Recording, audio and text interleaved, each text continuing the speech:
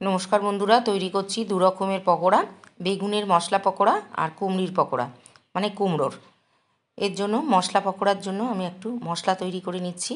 নিয়ে নিলাম হলুদ গুঁড়ো, এই 1 চামচ মতো হলুদ গুঁড়ো নিয়ে নিলাম, আর 1/2 চামচ নিয়ে নিলাম লঙ্কার গুঁড়ো। আর এর মধ্যে দেব ওই 1/2 চামচের একটু বেশি আমচুর পাউডার। আমচুর পাউডার দিলে এটার টেস্টটা খুব ভালো আসে। আর দিয়ে দেবো 1/2 চামচ করে জিরে গুঁড়ো আর ধনে গুঁড়ো।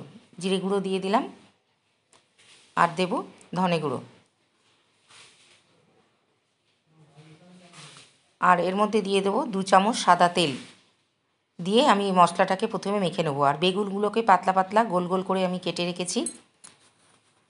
মশলাটা ভালো করে তেলের সাথে মিশিয়ে নেব।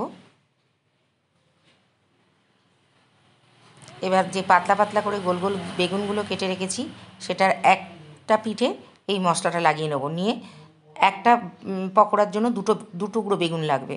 এরকম এক পিঠে লাগিয়ে নিলাম। এরকম আর একটা বেগুনেও আর এক পিঠে লাগিয়ে নেব। নিয়ে দুটো বেগুনকে একসাথে আমি দিয়ে দেবো এরকমভাবে এভাবে সমস্ত বেগুনগুলোকে তৈরি করে নেব। তারপর ওপর থেকে ভালো করে লবণ মাখিয়ে নেব। বেগুনের দু পিঠেই লবণগুলোকে মাখিয়ে নেব। আর কুমড়োগুলোকেও পাতলা পাতলা করে কেটে রেখেছি, লম্বা লম্বা এরকম স্লাইস করে কেটে নিয়েছি। আর একটা ব্যাটার তৈরি করে নিয়েছি, লবণ এবং জল আর একটু তেল দিয়ে ব্যাটারটা তৈরি করে রেখেছি। কাঁচা লঙ্কা কুচো, কালো জিরে আর একটু পোস্ত ছড়িয়ে নেব।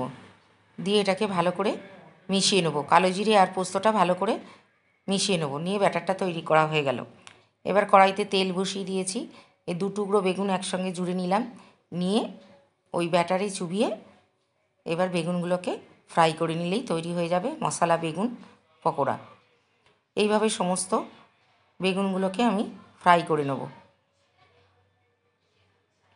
2টো করে বেগুন লাগবে একটা পকোড়ায়।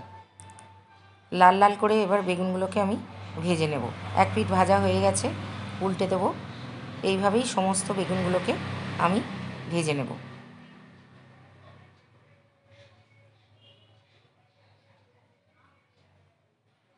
আমার বেগুনগুলো ভাজা হয়ে গেছে, এবার একটা পাত্রে তুলে নেব।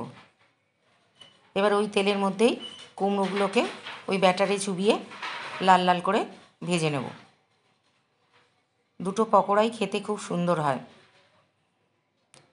ভাত দিয়ে ডালের সাথেও খাওয়া যায়, সন্ধ্যেবেলা মুড়ি দিয়েও খাওয়া যাবে, আবার যে কোনো খিচুড়ির সঙ্গেও খাওয়া যাবে। এইভাবে কুমড়োগুলোকেও আমি লাল লাল করে ভেজে তুলে নেব।